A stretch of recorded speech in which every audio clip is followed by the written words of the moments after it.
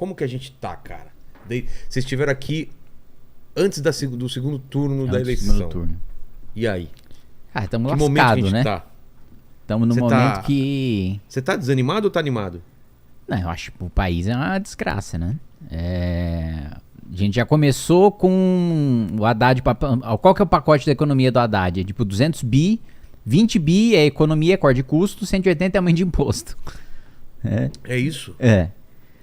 E tudo isso também ele dizendo que a receita tá subestimada, né? Ou seja, que não, a gente vai arrecadar mais, então a gente vai poder gastar mais. O orçamento tá errado, a gente vai refazer as contas aqui. Pra saber Pois que vai arrecadar mais. Ele também não mostra, ele só diz que está subestimado, que vai arrecadar mais. Aí já tem o Ministério da Verdade, que eu tenho chamado lá na Advocacia Geral da União, que é um órgão que o governo vai utilizar para monitorar cidadãos que têm opiniões sobre políticas públicas e etc, para supostamente proteger a democracia, né? Mas isso aí não é papel do Poder Executivo, claro, que é comandado por um político. Então vai ter um viés político. Tanto que você diz que você não pode espalhar mentiras sobre políticas públicas. Aí eu falei, bom, eu vou mostrar que é um instrumento de perseguição política, então representando o Lula, quando ele falou que o impeachment é golpe, e quando ele falou que saiu do governo sem ter deixado nenhum faminto. Ele deixou 11 milhões e 200 mil famintos e no governo Dilma 25 milhões de famintos. Quando a Marina Silva falou que 120 milhões de pessoas passam fome no Brasil, também representei ela no Ministério da Verdade. Eles disseram que vão me responder em 15 dias, acho que isso já faz uns 10 dias. Ah, então já existe esse ministério? Já existe, já foi instituído dentro ali, acho que foi por medida provisória. Como que é? Você manda uma denúncia e eles avaliam? Isso. E aí você vai derrubar o perfil? Você vai calar? Aí o governo processa a pessoa, né? Porra. Cara, isso é perigosíssimo. Perigosíssimo, pô, porque não é papel do... A gente já tá tendo abuso com o Ministério Público e com o Judiciário, que são mais independentes, são mais autônomos, né? Não é um partido político que comanda, não é um político que comanda. Imagina com o Poder Executivo. É pior ainda, né? Então, você falou Ministério da Verdade fazendo alusão ao filme, ao livro 1984. É 1984, porque ele foi escrito em 1894, certo? É isso, eu acho. Não sei quando ele foi escrito. Eu acho que depois dá uma olhada aí, eu acho que é isso, 1894, aí ele colocou 1984. Mas, cara, é uma coisa muito... Por que o governo está se preocupando com essas coisas? Agora, foi a notícia de hoje ou de ontem, né, que o Felipe Neto e quem mais que ele colocou como... A Manuela Dávila. Manuela Dávila, isso, Felipe Neto, Não, primeiro, a Manuela Dávila do PCdoB, que na legislatura passada fez uma sessão solene para homenagear o Mao Tse-tung, né? Tá tipo, brincando. um ditador, um totalitário, genocida, e uma representante desse partido tá lá para combater o extremismo. Então, na teoria, eles estão para combater o extremismo. E aí o Felipe Neto é outro cara que... É o cancelador, né? Sempre que, na Covid, todo mundo ele tava lá, né? Que absurdo, o sujeito não usou máscara, que absurdo, o sujeito saiu de casa e tal, e foi pego jogando futebol. Aí ele, galera, desculpa, né? Vacilo. E ele dizia que não tinha saído de casa nunca. Desculpa, a gente foi um vacilo, foi uma vez só. Aí depois o Rica Perrone falou, não, quem filmou você jogando bola é um parça meu, e ele disse que você vai lá sempre. Que não foi só uma vez. Então, um baita de um hipócrita, né? Que exigiu também, né, acho que não só nessas eleições, nas eleições passadas também, que todo artista e todo influenciador se posicionasse politicamente. Como se fosse obrigação do artista e do influenciador se posicionar politicamente. Mas a gente vê o que acontece com quem se posiciona, né? Não, exatamente.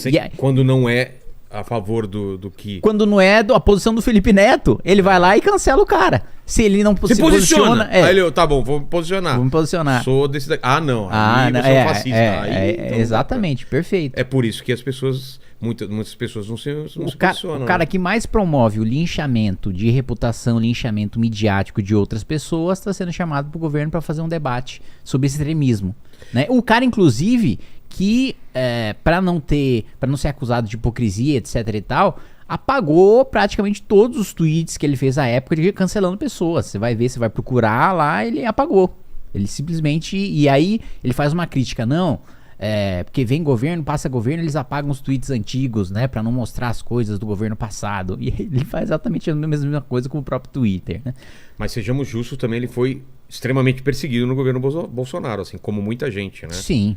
Ele foi caçado, ele e muita gente. Você também? Sim, a gente tem, a gente teve busca e apreensão no Movimento Brasil Livre por um promotor bolsonarista, né? Teve gente presa, né, porque mandou superchat no YouTube pra gente. Tem a acusação da gente lavar 200 milhões de reais Porra, via vocês superchat tão no YouTube. 200 milhões de Não, tipo, reais em superchat? A gente comprava o YouTube se fosse, a gente tivesse Então, mas fazendo em isso no superchat, 200 milhões, tá fazendo alguma coisa errada.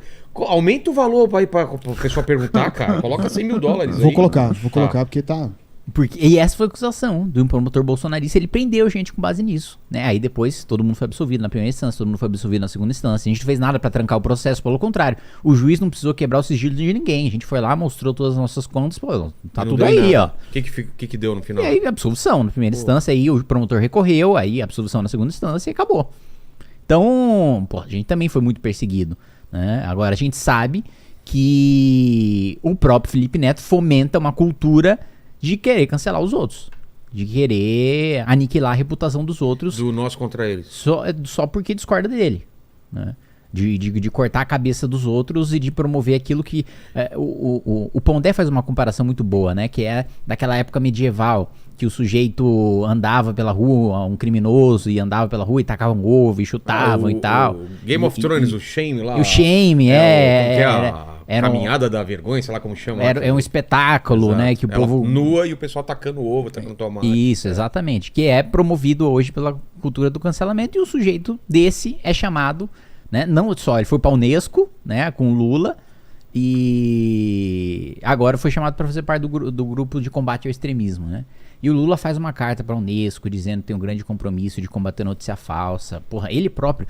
lembra quando ele admitiu que mentia pro mundo? Sim, sim. Ele admitiu, falava, não, inventava o número mesmo. Eu dizia que tinha 25 milhões de crianças na rua, né? Tem esse vídeo aí. E aí vinha um assessor e me falava, porque, presidente, se tivesse 25 milhões de pessoas na rua, a gente não conseguia andar na rua.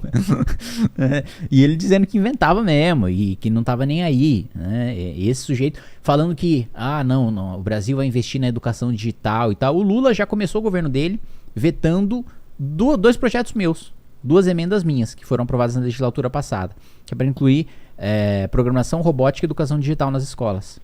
E por que você acha que... Que não é do interesse do governo, né? O governo, primeiro, ele atende mais os sindicatos.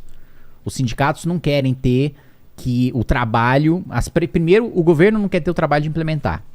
Os governos estaduais também não querem. As prefeituras também não querem. Os sindicatos de professores também não querem mudar a maneira como se é dada a aula, também a resistência, não quer ter treinamento para fazer isso. Tem pressão dentro do Ministério da Educação para que não seja levado em frente. Então, ele faz uma carta bonita para a Unesco, mas aqui no Brasil está vetando a educação de programação e robótica que os países desenvolvidos têm há muito tempo. Cara, não vejo nenhum motivo para podar uma coisa dessa. Não faz sentido. Exatamente. E diz que, não, nosso objetivo é levar a banda larga para todos os brasileiros. E a gente já teve uma experiência no governo Dilma que foi banda larga nas escolas. E aí, o que aconteceu, né? Ela deu dinheiro para as empresas de telecomunicação. E aí o programa foi tão mal desenhado que a empresa só tinha obrigação de levar o cabo até a porta da escola. Putz. Só que tinha escola que não tinha energia elétrica, tinha escola que não tinha computador, e tinha escola que ou tinha energia elétrica, tinha um computador, mas não tinha gente capacitada para usar. Exato. Então foi um grande desastre. Né? Não tinha laboratório, enfim, não tinha como utilizarem. Cara, então, como as coisas são tudo feitas nas coxas aqui nesse país, cara. É. Sai governo, entra governo, é a mesma coisa. Isso dá um pouco de desânimo, cara. Tá? Dá.